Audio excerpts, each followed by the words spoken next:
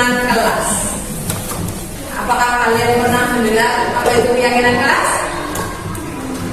Tidak? Belum? Nah, kalau peraturan kelas sudah pernah apa belum? Sudah pernah. Ya, apa saja coba? Peraturan kelas. Menjaga kebersihan,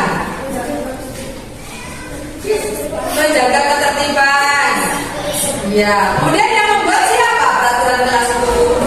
Oh, Bapak dan Ibu guru. Apakah kalian ikut membuat peraturan kelas?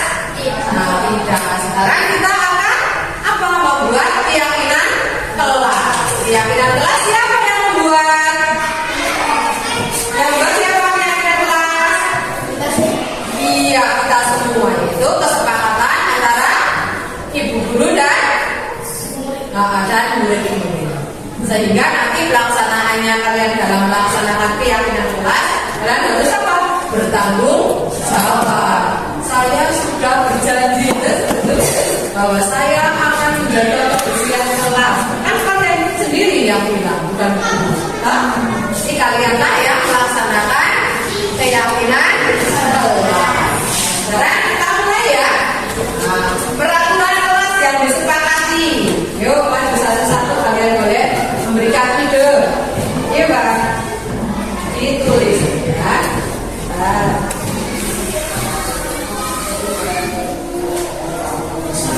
Sudah? Ya. Yuk, Bang, maju. Yuk, ditulis satu-satu, nanti ditempel ya. Nanti ditempel di tulis peraturan kelas yang kalian tahu.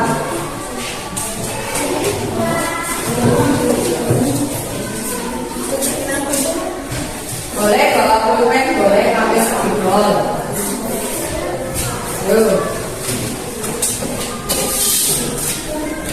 Ada yang sudah selesai? Nanti sudah di sini itu ya peraturan kelas yang sudah saya ya.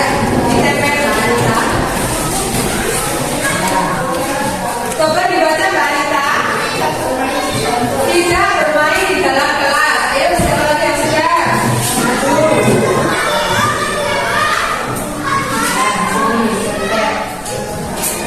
Coba dibaca.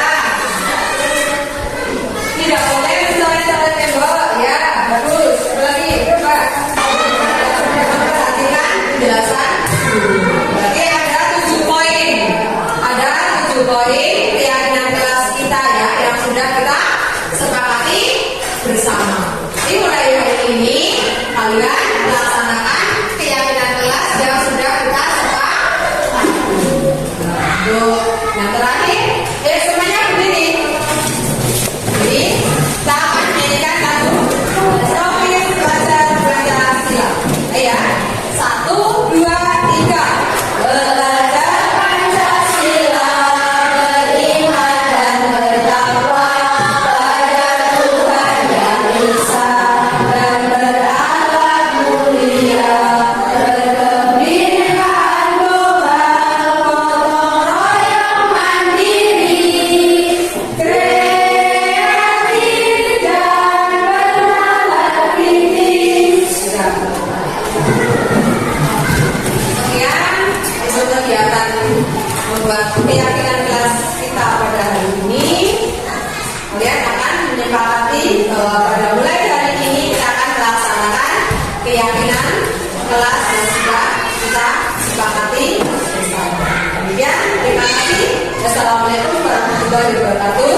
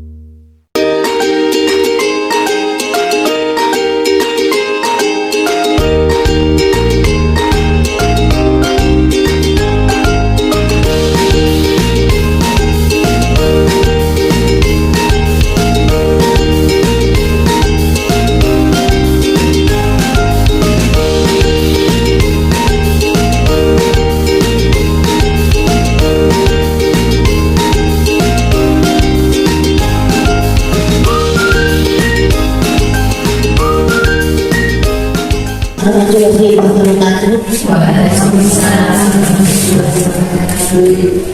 Yang kami hormati Ibu Kepala Sekolah SD Negeri Mojosari, yang kami hormati Ibu Rohyani selaku guru untuk CGP. Selanjutnya Bapak Ibu guru yang kami hormati. Perkenankan di sini saya akan membacakan susunan acara yang akan kita laksanakan pada kesempatan hari ini dalam rangka diseminasi budaya positif di sekolah. Pertama-tama marilah kita panjatkan puji syukur kehadirat Tuhan Yang Maha Kuasa yang telah memberikan rahmat dan karunia-Nya kepada kita semua sehingga kita dapat berkumpul di ruangan ini tanpa halangan suatu apapun.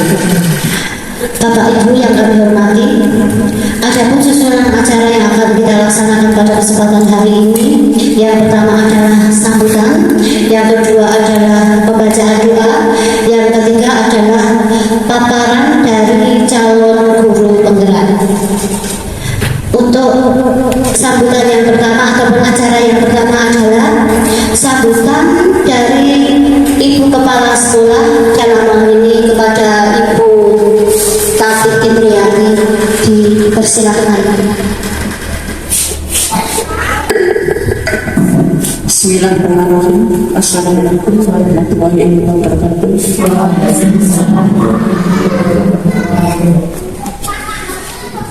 Terima kasih kepada Bapak Ibu guru sekalian yang telah meluangkan waktu di ruang SD Mojosari ini dalam acara pengumuman calon guru penggerak, salah satu yaitu Bu Rohyani dalam materi apa itu? Diseminasi budaya positif. Nah, materinya di sini adalah pembebasan disiplin positif di sekolah. Ini materi yang nanti akan disampaikan kepada Bu Rohyani, calon guru penggerak Angkatan 8 Kabupaten Temanggung. Angkatan 8-nya kami hanya bisa mendoakan, memberi motivasi kepada semuanya, bukan hanya Bu Rohyani saja. Ini masih ada waktu untuk angkatan ke-10. Monggo, saya menginspirasi ya untuk Bapak Ibu semua mengikuti calon guru penggerak. Ini masih ada waktu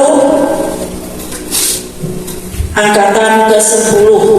Semoga nantinya calon guru penggerak ini akan membawa nama baik maupun dalam pendidikan ini, terutama khususnya di SD Mojosari, umumnya ya di Kecamatan Bansari, bisa lebih maju, lebih anak-anak kita nantinya bisa mengikuti materi-materi yang diberikan kepada calon guru penggerak. Semoga tidak hanya Bu Rohyani saja, nanti semuanya kami mohon ini yang masih muda-muda, masih ada waktu panjang, monggolah mengikuti calon guru penggerak untuk meningkatkan pendidikan di Kecamatan Bansari, sehingga nantinya anak-anak kita bisa lebih berkembang, lebih maju, lebih mandiri, tidak hanya di Kecamatan Bansari, tapi sudah nanti akan maju ke tingkat kabupaten, provinsi, dan selanjutnya. Bapak Ibu sekalian, di sini kami tidak kurang ya Pak Bu kalau panjang lebar, karena materinya ini masih banyak, waktunya sudah siang, maka sambutan dari kami saya cukupkan di sini. Dan apabila ada kata-kata tingkah laku kami yang kurang berkenan di hati panjenengan, saya mohon maaf yang sebesar-besarnya. Dan saya akhiri. Wassalamualaikum warahmatullahi wabarakatuh. Waalaikumsalam. Saya kembalikan kepada pembawa acara. Terima kasih kepada Ibu Tati Indriati selaku Kepala Sekolah SD Negeri Mojosari. Acara berikutnya yaitu pembacaan doa kepada Ibu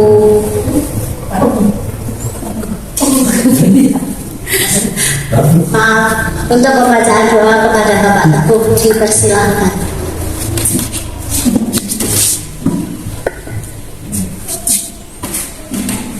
A'udzubillahi minasyaitonirrajim. Bismillahirrahmanirrahim. Alhamdulillahirabbil alamin.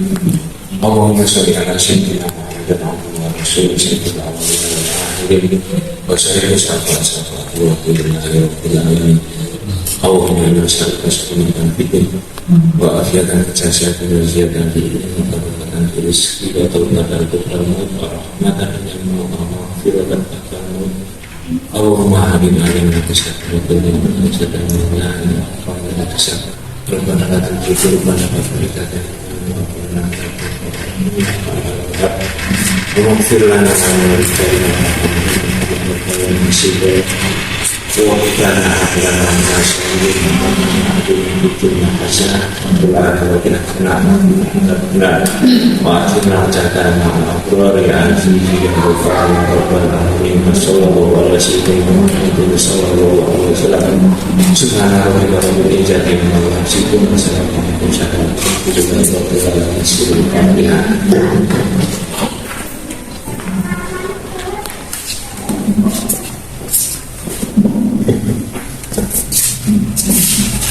Terima kasih doa yang telah disampaikan dari Bapak Haji Teguh. Acara berikutnya yaitu paparan dari calon guru penggerak. Waktu dan tempat sepenuhnya dipersilakan kepada Bu Rohyani.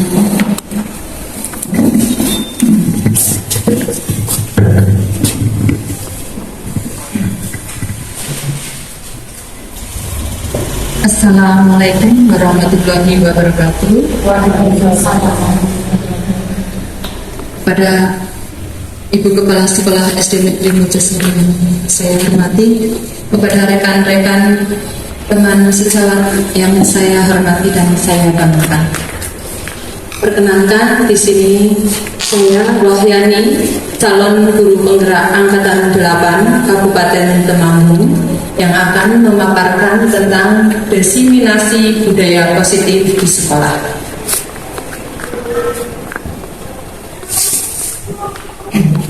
Adapun susunan acaranya tadi pembukaan, kemudian sambutan kepala sekolah, pembacaan doa, paparan dari saya, kemudian penutup. Di sini saya akan memaparkan yaitu aksi nyata modul 1.4 itu menyebarkan pemahaman dan penerapan budaya positif. Selamat datang para guru hebat. Mari belajar bersama, berkolaborasi, saling mendukung demi mewujudkan disiplin positif di sekolah kita tercinta. Di mana filosofi Ki Hajar Dewantoro, guru sejatinya adalah penuntun dan menghamba pada anak. Adapun konsep utama budaya positif, yang pertama itu perubahan paradigma belajar, yang kedua disiplin positif, kemudian yang ketiga motivasi perilaku manusia, kemudian materi yang keempat kebutuhan dasar manusia, kemudian yang kelima posisi kontrol restitusi, kemudian yang keenam keyakinan kelas, dan yang terakhir segitiga restitusi. Untuk materi yang pertama itu pembelajaran dengan paradigma baru, di mana pembelajaran dengan paradigma baru dirancang dengan prinsip dengan pembelajaran yang berdiferensiasi sehingga setiap murid belajar sesuai dengan kebutuhan dan tahap perkembangannya untuk mewujudkan profil pelajar Pancasila. Adapun profil pelajar Pancasila yang sudah kita ketahui yaitu yang pertama beriman, bertakwa kepada Tuhan Yang Maha Esa, dan berakhlak mulia. Kemudian yang kedua, mandiri. Yang ketiga, berkebinekaan global, bergotong royong, kreatif, dan bernalar kritis. Yang kedua yaitu disiplin positif. Dalam budaya kita, makna kata disiplin adalah segala sesuatu yang dilakukan untuk mendapatkan kepatuhan. Kita cenderung menghubungkan kata disiplin dengan ketidaknyamanan. Sebagai pendidik, tujuan kita adalah menciptakan murid yang memiliki disiplin diri, sehingga mereka bisa berperilaku dengan mengacu pada nilai-nilai kebajikan universal dan memiliki motivasi intrinsik, bukan ekstrinsik. Disiplin positif merupakan salah satu cara penerapan disiplin yang bertujuan untuk menumbuhkan kesadaran serta memberdayakan anak untuk melakukan sesuatu tanpa sokongan, ancaman, atau hukuman.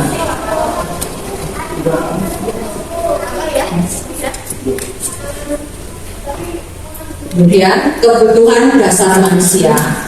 Yang pertama yaitu bertahan hidup. Kita sebagai manusia, kebutuhan pertama adalah bertahan hidup, seperti rumah, sandang, dan makanan. Itu bertahan hidup. Kemudian kasih sayang dan rasa terima. Yang ketiga, penguasaan. Yang keempat, kebebasan. Dan yang kelima, kesenangan. Motivasi perilaku manusia. Motivasi merupakan dorongan yang timbul pada diri seseorang secara sadar atau tidak sadar untuk melakukan suatu tindakan dengan tujuan tertentu. Mana di sini ada yang pertama, menghindari ketidaknyamanan dan hukuman. Itu motivasi perilaku manusia. Contohnya, murid melakukan disiplin diri karena ia takut dihukum. Ini merupakan motivasi ekstrinsik. Kemudian yang kedua, mendapat imbalan atau penghargaan dari orang lain. Contohnya, murid melakukan disiplin diri karena ia ingin mendapatkan imbalan. Ini merupakan motivasi ekstrinsik. Kemudian yang ketiga, menghargai nilai-nilai kebajikan diri sendiri. Contohnya, murid melakukan disiplin diri karena sadar akan nilai kebajikan dirinya. Ini merupakan motivasi intrinsik. Sebagai guru, kita diwajibkan untuk menanamkan kepada murid agar memiliki motivasi intrinsik. Konsep disiplin dengan identitas gagal. Jadi contohnya hukuman ini bersifat menyakitkan, kemudian tidak nyaman, murid merasa takut, memaksa, dan murid menyembunyikan kesalahan karena takut dihukum, sehingga anak tersebut tidak jujur. Dan yang terakhir, murid menjadi rendah diri.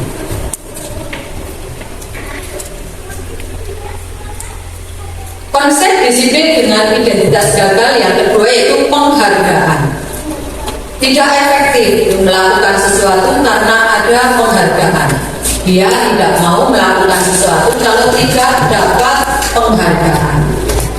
Merusak hubungan, sifat iri bagi teman yang lain yang tidak dapat hadiah di luar kemampuan kita. Pada zaman sebelum kurikulum 2013 kita menerapkan ranking, budaya ranking, sehingga anak yang tidak mendapatkan ranking malah menjadi rendah diri. Mematikan kreativitas. Nah, bagi siswa yang mendapat hadiah itu saja, dia tidak akan melakukan hal yang lebih baik dari biasa dan tidak berusaha dengan hal yang baru, terpaku karena yakin dia sudah puas. Jadi yang sudah nilainya baik dia sudah merasa puas. Dan menghukum dengan sistem ranking. Di rapor sekarang tidak boleh memberi ranking karena akan berpengaruh buruk bagi siswa yang tidak mendapatkan ranking. Mereka merasa minder orang tuanya juga merasa malu, apalagi ranking yang terakhir. Dan merampas hak menghargai dirinya. Misalnya anak sudah bisa hafal 1 juz Al-Quran, dia pasti akan bangga dalam pencapaian dirinya. Tapi orang tua saking senangnya memberi hadiah sepeda, jadi kita merampas hak anak untuk menghargai dirinya, karena dia sudah puas untuk menghargai dirinya, kok malah dihadiahi sepeda, sehingga anak malah senang dengan sepedanya, bukan karena dia suka dengan misalnya hafal 1 juz Al-Quran, karena dia sudah puas untuk menghargai dirinya, kok malah dihargai sepeda. Jadi motivasi datang secara ekstrinsik, bukan secara intrinsik. Konsep disiplin dengan identitas sukses yang pertama yaitu konsekuensi. Ini penguatan untuk jangka pendek karena sering tidak tertanam pada dirinya. Misal menumpahkan minum temannya di kelas, konsekuensinya harus membersihkan kelas. Ini perlu dimonitoring berkelanjutan. Misal mengulang kesalahan lagi sehingga perlu monitoring. Di sini sistem stimulus respon, sehingga anak atau murid menghormati peraturan. Kehilangan waktu untuk merenungi kesalahan. Misal dia ingin meminta maaf kepada teman karena sudah menumpahkan minuman, tetapi guru sudah lebih memberi hukuman, sehingga dia kehilangan waktu untuk merenungi kesalahan. Kemudian yang kedua yaitu restitusi. Nah, ini di materi CTP ada materi restitusi. Murid bertanggung jawab untuk perilakunya. Dia melakukan kesalahan apa, kemudian dari motivasi intrinsik dia sadar. Fokus pada pemecahan masalah jangka panjang, memberi pertanyaan keyakinan dirinya untuk pemecahan masalah. Dan yang ketiga, menghormati dirinya dan orang lain. Dia ingin menghormati dirinya dengan meminta maaf, kemudian dia membantu mengepel lantai. Teori kontrolnya, dirinya sendiri memegang kontrol. Murid bersemangat memperbaiki kesalahan. Kemudian konsep disiplin pendekatan restitusi. Di sini pengertian restitusi yaitu proses menciptakan kondisi bagi murid untuk memperbaiki kesalahan mereka sehingga mereka bisa kembali kepada kelompok mereka dengan karakter yang lebih kuat. Dan ciri-ciri dari restitusi di sini bukan menebus kesalahan, namun belajar dari kesalahan. Itu belajar untuk memperbaiki diri. Kemudian memperbaiki hubungan. Tawaran bukan paksaan. Apa yang akan kamu lakukan untuk memperbaiki kesalahan? Seperti itu. Kemudian menuntun untuk melihat ke dalam diri. Mencari kebutuhan dasar yang mendasari tindakan, fokus pada karakter, bukan tindakan. Kita ingin membentuk karakter anak yang bertanggung jawab, bukan tindakan yang harus dilakukan untuk menebus kesalahan seperti mengepel kelas. Kemudian yang terakhir, menguatkan dan fokus pada solusi. Di sini ada contoh perbedaan kasus. Murid tidak mengerjakan PR. Nanti Bapak dan Ibu guru bisa refleksi diri sendiri. Saya termasuk yang hukuman ataupun yang konsekuensi ataupun yang restitusi. Oke. Yang pertama itu hukuman. Guru menghukum murid hormat bendera karena tidak nggarap PR. Kemudian yang kedua, guru marah-marah karena muridnya tidak nggarap PR. Kemudian murid menjadi takut, apalagi untuk hormat bendera, bisa saja menangis anak tersebut. Kemudian untuk yang konsekuensi. Konsekuensi murid mengerjakan PR saat istirahat. Karena kamu tidak garap PR, nanti PR-nya kamu kerjakan pada waktu istirahat. Itu masuk ke konsekuensi. Kemudian guru tegas karena anak tidak mengerjakan PR. dan murid menghormati. Tetapi murid menghormati juga dengan secara terpaksa karena takut dengan hukuman. Kemudian yang restitusi. Nah, ini yang restitusi. Guru menanyakan keyakinan kelas. Anak tidak mengerjakan PR. Kenapa kamu tidak mengerjakan PR? Nah, kemarin saya membantu di rumah seperti itu misalkan jawaban dari anak. Berarti kita harus mengetahui latar belakang kenapa kok anak tidak mengerjakan PR dulu. Tidak langsung kita beri hukuman, tidak langsung kita memberikan hukuman, tapi kita harus menanyakan dulu kenapa, sebab kenapa anak tidak mengerjakan PR. Ini kemudian restitusi. Ini materi restitusi ini yang harus kita imbaskan ke semua di kelas. Kemudian yang 5 posisi kontrol restitusi. Ini tadi menghukum, pembuat rasa bersalah. Kemudian kita sebagai teman, apakah guru sebagai pemantau, apakah guru sebagai manajer. Posisi kontrol guru sebagai penghukum. Nanti kita refleksi diri juga apakah kita sebagai penghukum. Sebagai penghukum, seorang penghukum bisa menggunakan hukuman fisik maupun verbal.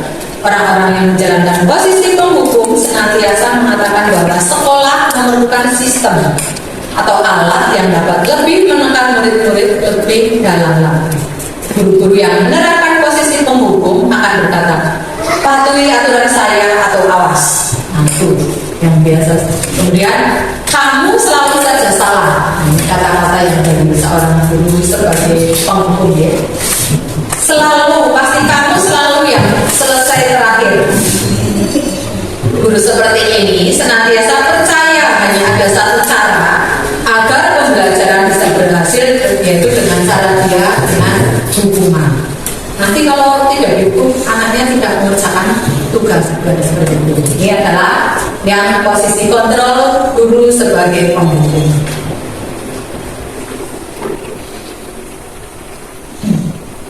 Kemudian yang kedua, posisi kontrol guru kita membuat orang merasa bersalah.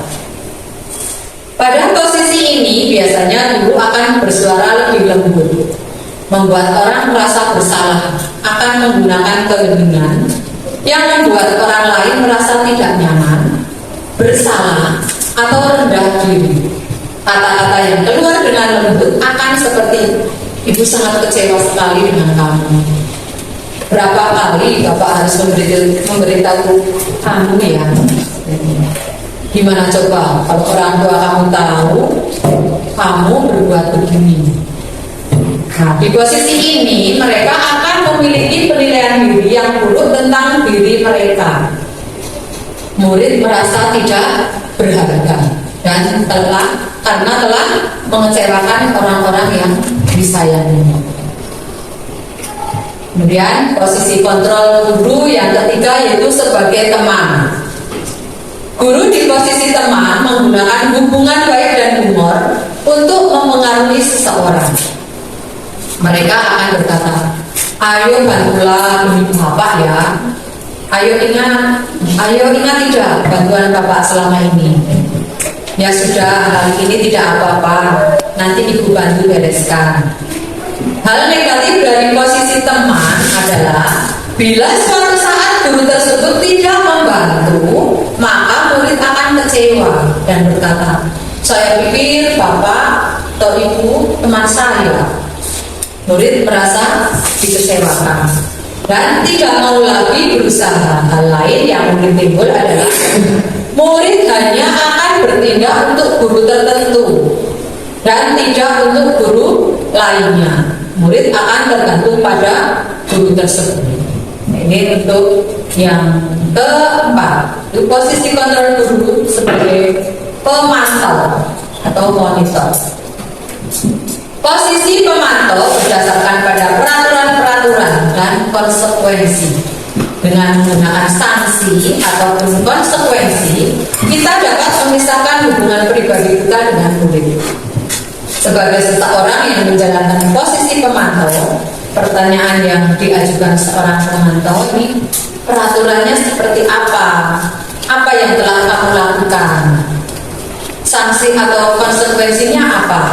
Ini seorang pemantau sangat mengandalkan penghitungan, catatan, data yang dapat digunakan sebagai fungsi atas perilaku seseorang. Misalkan murid tidak mengerjakan PR, sudah berapa kali kamu tidak mengerjakan PR? Berarti seorang guru yang sebagai pemantau dia memiliki catatan.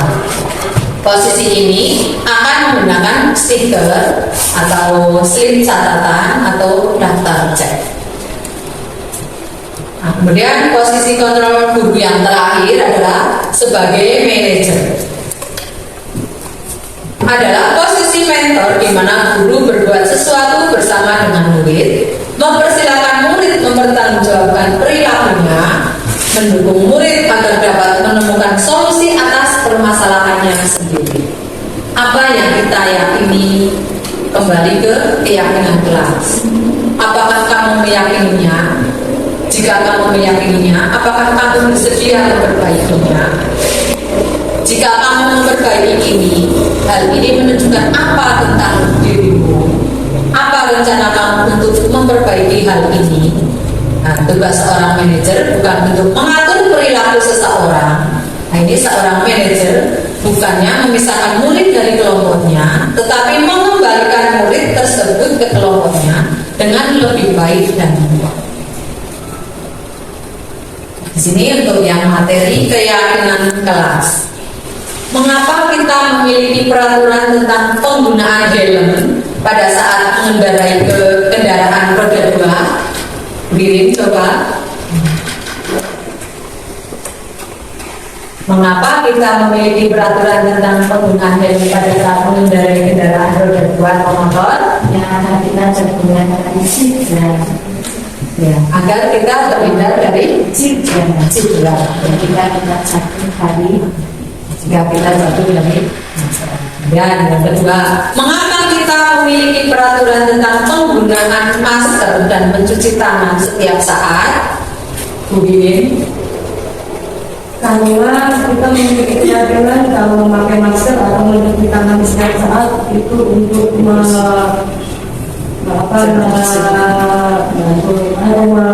menghindarkan kita dari virus dan berbagai penyakit. Iya, betul.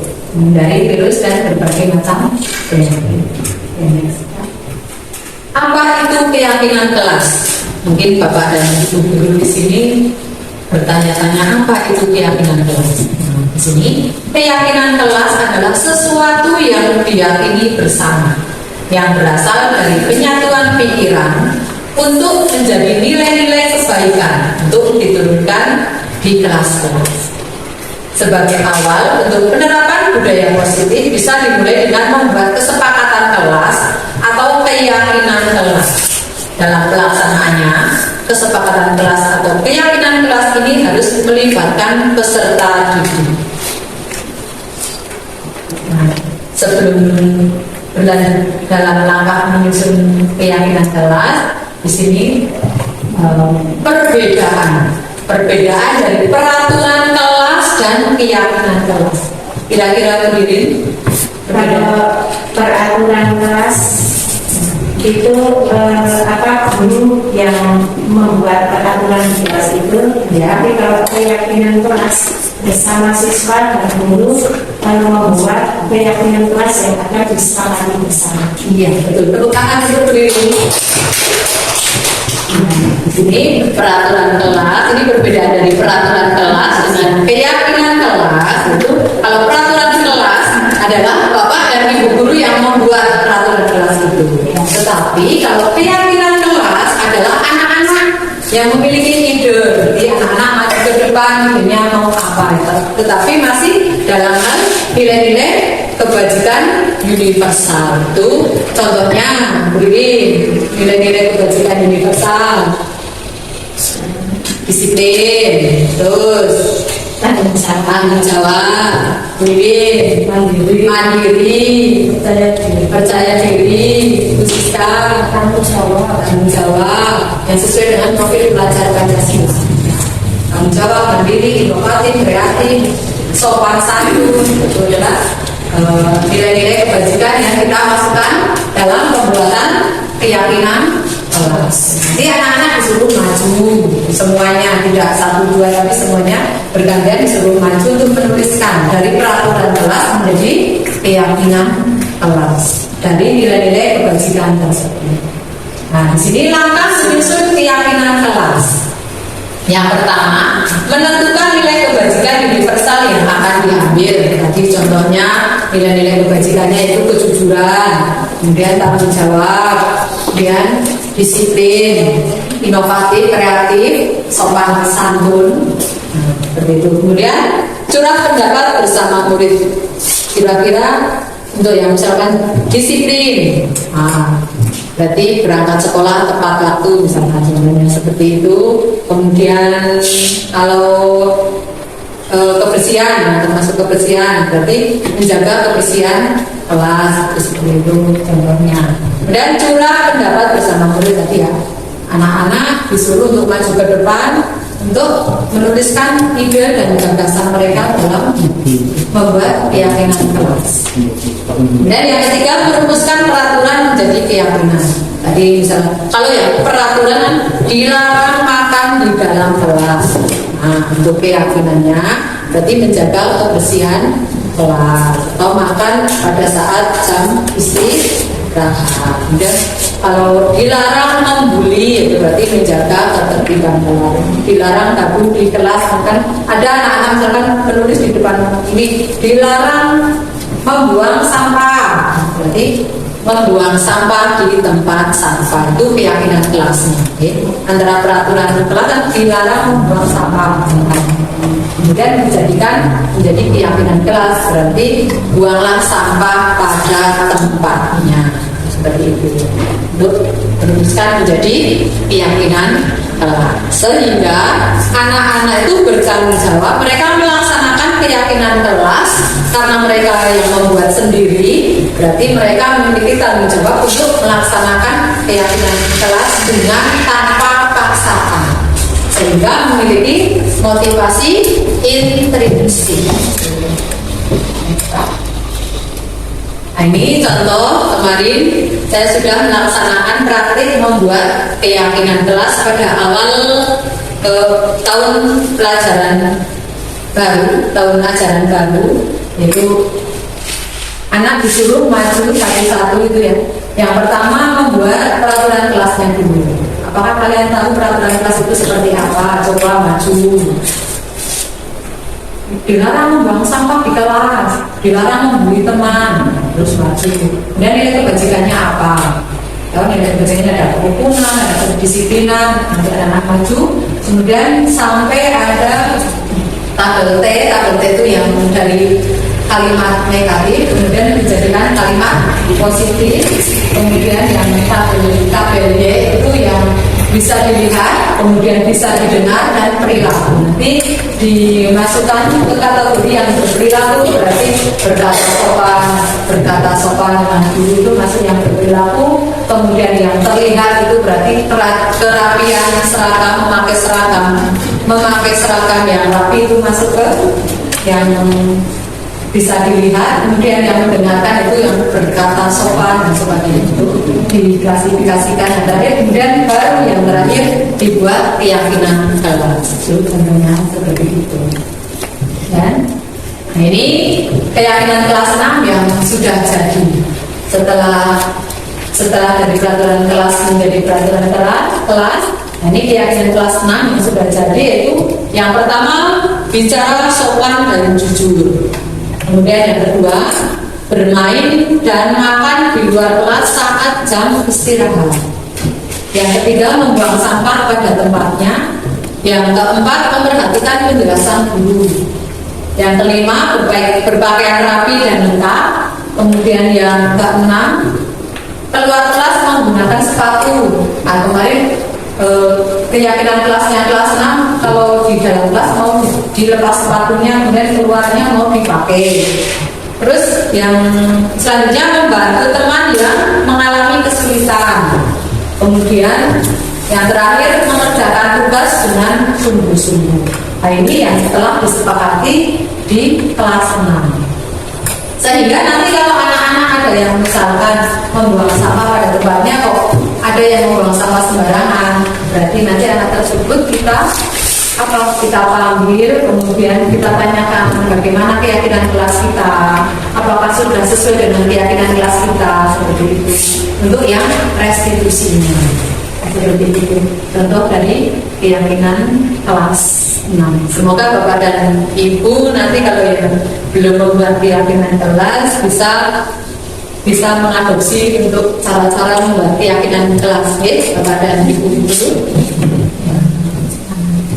Nah, di sini cara pembentukan keyakinan kelas itu lebih abstrak dari peraturan, dan berupa pernyataan universal, dan dibuat dalam bentuk positif, dalam bentuk kalimat positif. Sedikit saja agar mudah diingat, jangan terlalu banyak untuk keyakinan kelas. Buat keyakinan kelasnya, kalau tidak apalagi saat di kelas 1 ya Bu, paling 5 atau 6 yang kelasnya itu ya. Kemudian sesuai dengan kondisi kelas atau sekolah agar mudah diterapkan.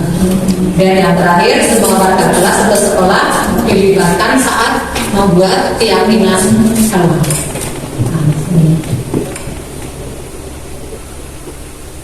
Di sini materinya sudah selesai.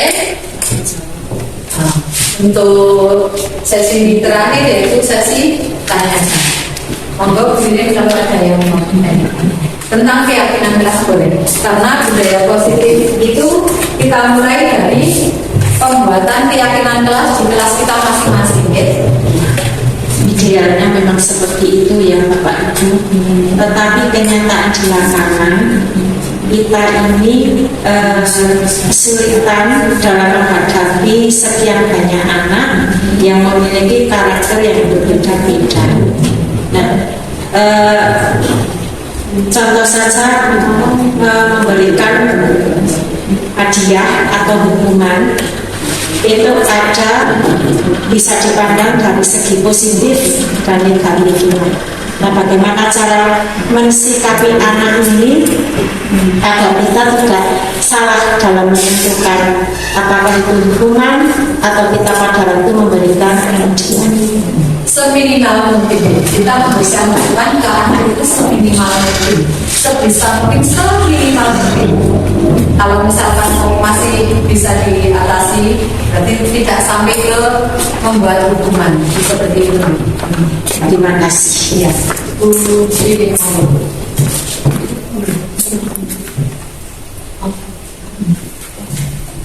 Bu Siska, Bu Siska. Tentang budaya positif apapun, misalkan itu pengalaman kita sendiri boleh. Kita sharing saja ya Bapak Ibu, kita sharing saja. Monggo Bu Wiwi sharing saja tentang pengalaman, karena kita sudah lama mengajar anak-anak kita, pasti banyak banget karakteristik anak kita. Tentang pengalaman, Iya. ini nggak harus tanya bagi pengalaman Ya, menjadi pengalaman di kelas kita saja. saya pernah dengan anak-anak itu kita kesepakatan kelas namanya dari sejak awal mengajar. Misalnya anak tidak mengerjakan PR untuk menentukan, kalau dulu namanya hukuman ya, dan saya menyebutnya tanggung jawabnya anak harus apa, itu mereka sendiri yang menentukan Konsekuensi ya. ya Konsekuensinya. Kalau misalkan tadi kok melanggar dari keyakinan kelas kita, ini konsekuensinya mau apa itu? kita bicarakan bersama-sama, mereka sendiri yang menentukan. Itu contoh salah satunya. Terus budaya positifnya lagi yang saya terapkan di kelas itu apa ya? Mungkin dalam ibadah ya, ibadah. Walaupun tidak keyakinan, saya selalu setiap pagi itu anak-anak saya tanya, pagi ini sholat subuh apa tidak? Itu untuk membuat keyakinannya bahwa kita harus dekat dengan pencipta kita melalui doa. Kalau dari saya, kalau kalian nanti harus dalam sembahyang yang benar. Itu salah satunya budaya-budaya positif yang saya terapkan di kelas saya. Yang saya tanyakan itu kan tidak semua karakter anak itu sama menangkap apa yang kita sampaikan ya. Terus seringnya ada satu anak itu melanggar terus, sudah berkali-kali diberitahu tapi susah sekali.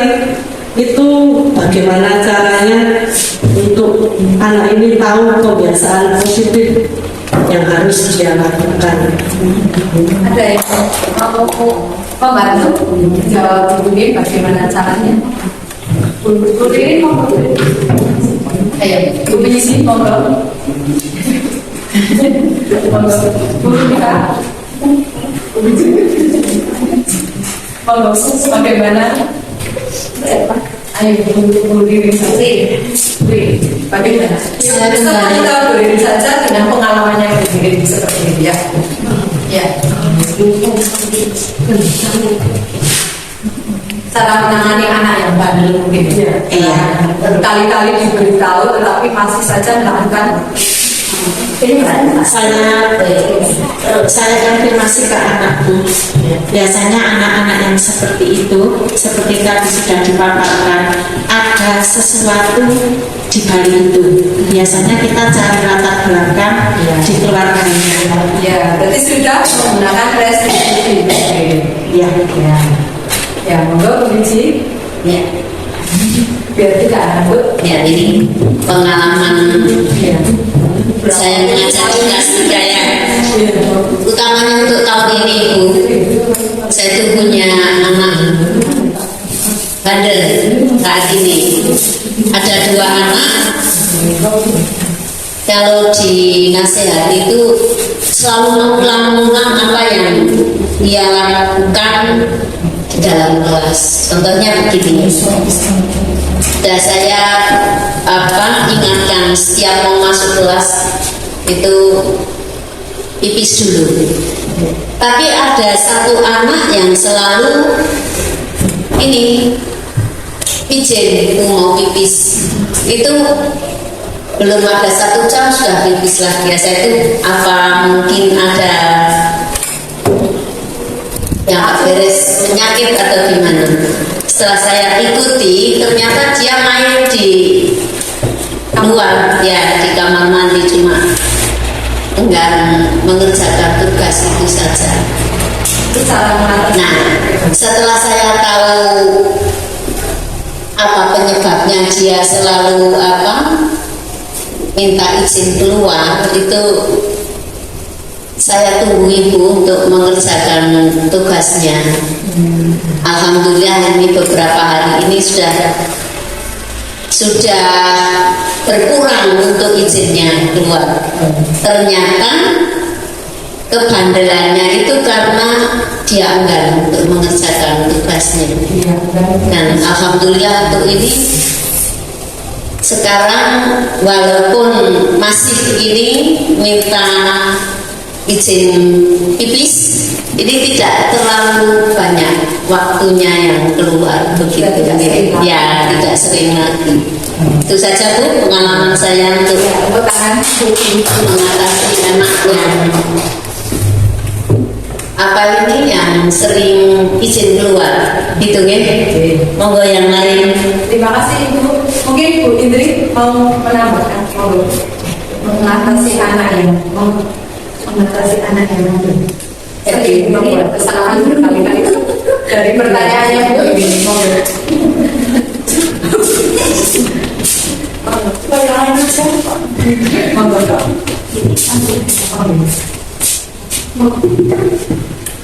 Pengalaman kita sendiri mau. Ya, terima kasih. Maaf ya, karena kami juga baru berapa bulan ya Bu ini. Kalau kami ini kemarin di kelas 3 itu bukannya bandel ya, tapi anak itu malas untuk berangkat ke sekolah. Itu hampir 1 bulan ya, 1 bulan itu di lewat WA itu orang tua katanya tidak ada waktu. Pagi dia pergi ke pasar, itu ke pasar aja setelah subuh langsung anak belum bangun. Terus pulangnya, anak itu memang anak di rumah saja, tidak pernah dolan karena sudah merasa bahwa dia itu sudah tidak punya teman atau bagaimana. Jadi di rumah saja. Terus selama berapa hari, mungkin itu waktu itu sudah berjalan setengah bulan atau berapa ya? Memang saya sengaja datangi ke rumah. Tapi sebelum datang ke rumah saya juga WA dengan ibunya kapan ada waktu di rumah. Kalau memang ibunya tidak bisa datang ke sekolah, nanti saya yang akan ke rumahnya. Terus saya datang ke rumahnya, itu ketemu sama ibunya. Kata ibunya, memang anak itu sudah pertama kali sudah malas untuk belajar. Yang keduanya itu selalu di apa itu namanya? Dimanja. Di apa ya, sama temannya itu dibully ya sama temannya. Jadi malas untuk pergi ke sekolah. Nah setelah saya reh untuk kembali ke sekolahan, ternyata anak itu saya tanya apakah masih mau ke sekolah atau sudah malas atau sudah tidak mau ke sekolah. Anak-anak itu memang tadinya tidak mau, tapi saya motivasi karena anak itu memang masih kelas 3 kan, waktunya masih panjang ya. Nah, akhirnya anak itu mau berangkat sekolah, tapi harus didampingi dulu sama ibunya. Tapi esoknya ibunya memang hanya sampai di jalan, tidak masuk ke sekolahan. Tapi di dalam kelas ya saya perhatikan memang anak itu dalam pelajaran kurang, membacanya juga kurang. Setelah saya dekati, lama-lama anak itu kerasan di sekolahan, kerasan hingga di kelas 3. Akhirnya selama ini anak itu ada kemajuan. Mungkin nanti di kelas 4 Pak Bayu bisa memperhatikan, itu salah satu anak kita yang memang kelas 3 berangkatnya izinnya itu 1 bulan tidak masuk, itu memang dia tidak mau sekolah. Tapi sekarang alhamdulillah anak itu sudah disiplin, sudah bisa masuk sekolah. Nah itu yang saya lakukan untuk anak yang malas ataupun malas sekolahnya, masuk sekolahnya, belajarnya memang anak itu belum begitu memperhatikan betapa pentingnya pendidikan di sekolahan. Jadi alhamdulillah itu sudah masuk, sampai sekarang sudah ada kemajuan. Alhamdulillah. Itu pengalaman saya di SD Mojosari ini. Ya, kalau saya kelas sekolah juga saya masuk di kelas 3. Ya. Itu pengalaman saya. Mungkin ada yang lain pengalaman ataupun kendala-kendala yang ada panjenengan semua dihadapi di sekolahan. Saya yakin ini tiap sekolahan atau tiap kelas saja, satu SD tiap kelas pasti ada kendala-kendala yang dihadapi. Monggo sekarang ini ada pakarnya, monggo kita utarakan saja, kita nanti saling sharing ya. Ini ada ibu calon penggerak, guru penggerak yang mungkin sudah banyak pengalaman di grup calon penggerak. Monggo Bu. Terima kasih untuk Bu Indri. Tadi ya Bu Mimin, berarti setelah tidak hanya dengan anaknya juga, tetapi Bu Indri juga tadi dengan orang tuanya. Kita mendatangi orang tuanya tentang permasalahan anaknya. Oke, berarti tidak hanya dengan muridnya, tetapi kita juga harus bekerjasama dengan orang tuanya untuk memecahkan permasalahan tersebut. Seperti itu. Bagaimana, Dewi? Ya, terima kasih kita sangat memberikan gambaran dengan bagaimana seharusnya. Ada yang lain lagi? Pak, kun monggo sekali lagi Pak, satu sekali aja. Dan juga ya, Purima, yuk. pengalamannya. Monggo. Ya, tidak lanjut. Terima kasih untuk kesempatannya. Gini ya Bu, saya mau sharing tapi sudah terlewat, waktunya terlewat. Kenapa? Karena anaknya sudah masuk lagi. Tapi Tidak apa-apa. itu ya dulu itu pernah ada saya anak itu pernah nggak mau masuk sekolah.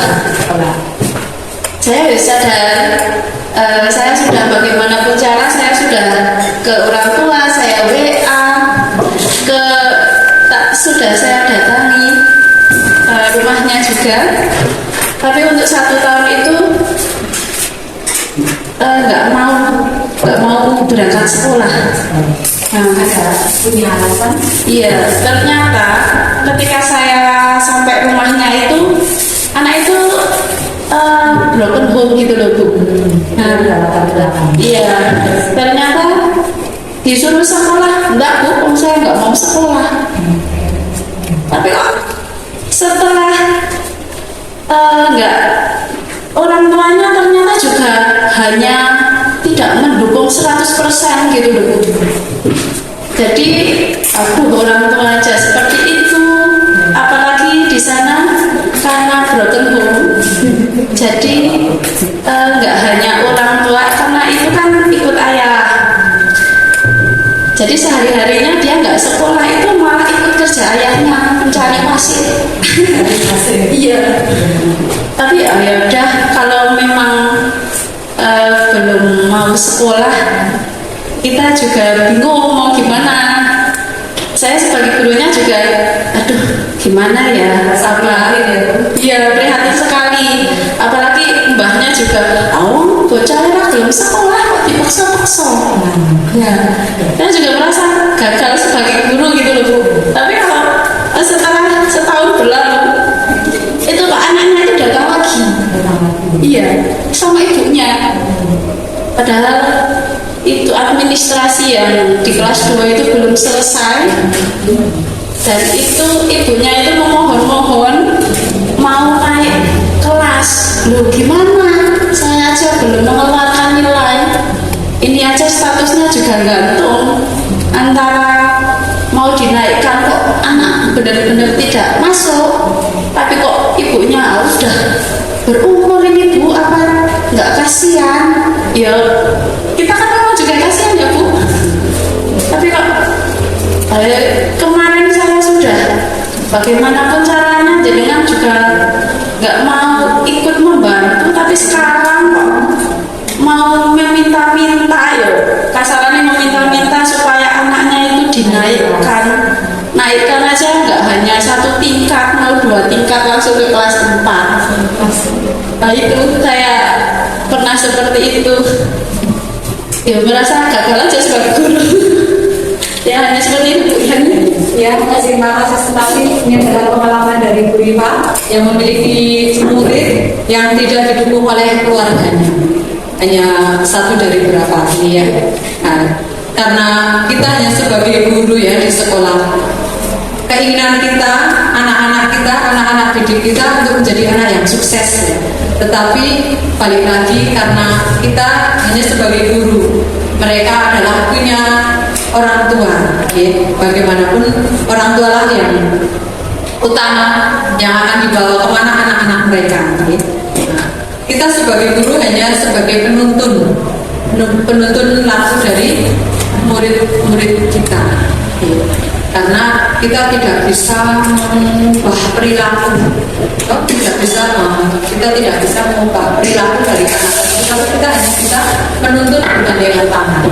Okay? Misalkan kalau anak itu mau menyeleweng, kita luruskan.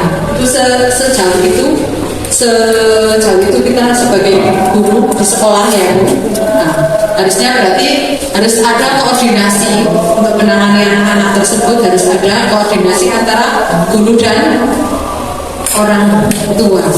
Ya, seperti itu. Berarti tetap harus ada koordinasi ya Bu untuk mengatasi anak-anak yang seperti itu. Apalagi kalau dalam latar belakangnya juga anak tersebut adalah broken home, itu sangat ini sekali ya, berimbas sekali kepada pendidikan kita ya, prihatin sekali untuk pendidikan kita. Ini anak-anak itu, ya itu karena anak-anak kadang males belajar, males sekolah, itu di belakangnya kita tidak tahu dari latar belakang apa mereka kok sampai tidak ikut mengikuti sekolah seperti ini. Tetap harus ada koordinasi kerjasama dengan orang tua untuk memajukan anak murid-murid nanti. Mudah-mudahan untuk kedepannya tidak ada lagi murid yang seperti itu yang beriman. Mudah-mudahan SD kita tetap maju berjaya untuk selamanya. Amin. Kiranya cukup sekian saja dulu acara dari pengimbasan budaya positif dari saya. Mungkin berarti berkata saya yang kurang berkenan di hati Bapak Ketua Ibu Guru, saya mohon maaf yang sebesar-besarnya. Wassalamualaikum warahmatullahi wabarakatuh. Sekian, terima kasih.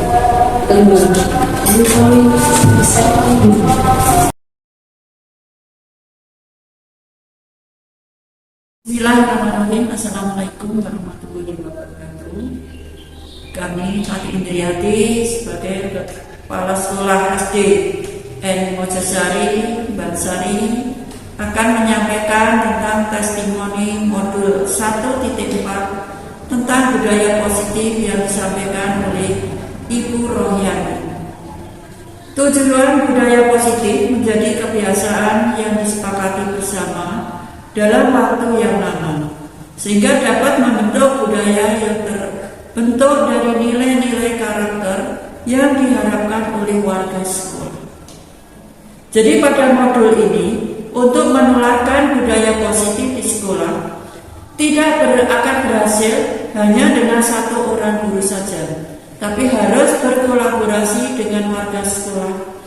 Sehingga budaya positif di sekolah kami hanya ada 5S, yaitu senyum, salam, sapa, sopan, dan santun.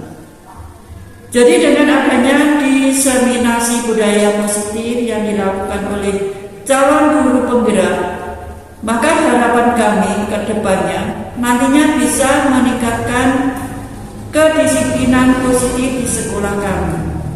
Demikianlah testimoni kami tentang disiplinasi budaya positif di sekolah kami yang sudah diselenggarakan atau disampaikan oleh guru penggerak Ibu Rohyani. Wassalamualaikum warahmatullahi wabarakatuh.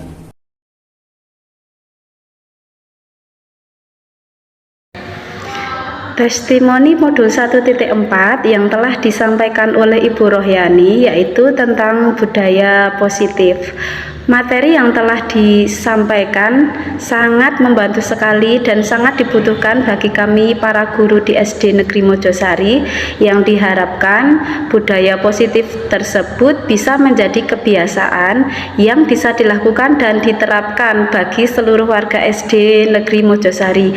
Demikian testimoni kami tentang disseminasi budaya positif yang telah dilakukan oleh calon guru penggerak angkatan 8 yaitu Ibu Rohyani. Terima kasih.